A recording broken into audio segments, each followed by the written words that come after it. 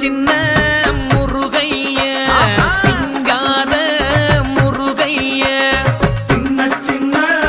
முருகைய சிங்கார முருகைய கொஞ்சி கொஞ்சி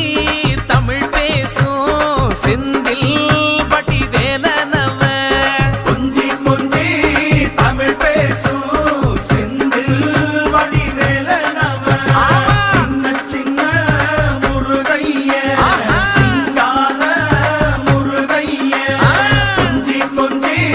தமிழ் பேசும் செந்தில் வடிவேலனவ